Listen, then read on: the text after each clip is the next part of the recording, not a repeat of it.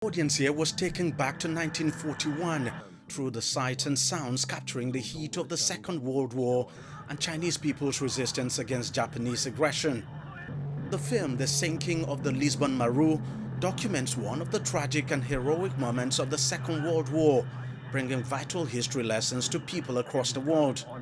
In 1941, a Japanese warship, the Lisbon Maru, that was carrying 1,800 people, mainly British prisoners of war, to Japan, was attacked by an American submarine. The Americans mistook the Lisbon Maru for a ship carrying enemy troops.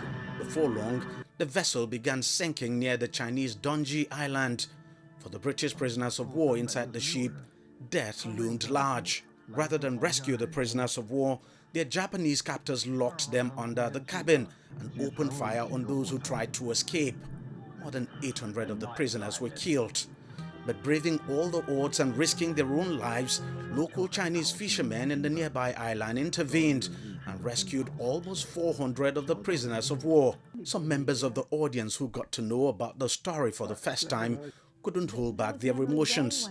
I feel so sad watching this movie because I see a lot of hostilities and I see a lot of aggressions that makes me very, very sad against the prisoners of war. I think it was a very emotional watch, and for a student as myself, it's very, very important to know historical things like this. So honestly, it's really appreciated of Mr. Fang Li that put everything together.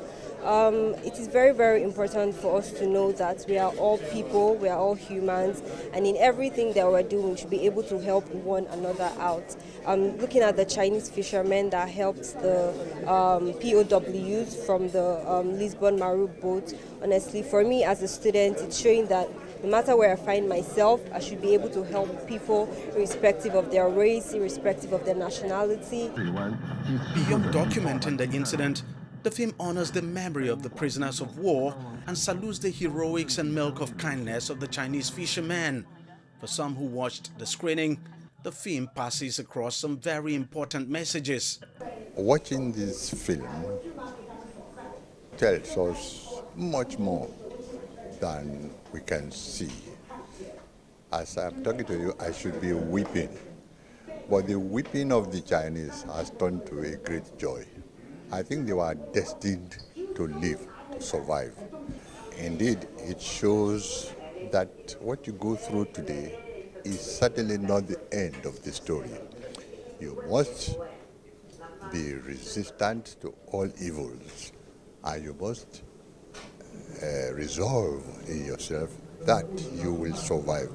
One significant thing I also observed in this movie is the Chinese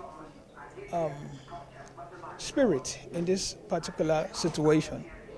The Chinese spirit is very, very overwhelming in the sense that despite the challenges they faced, they were willing to offer a hand. So in an African relationship, where I've seen this also, the Chinese is always willing to support African nations despite the differences that we might have among us. It's been 80 years since China's victory over Japanese aggression, 80 years of victory in the world's anti-fascist war.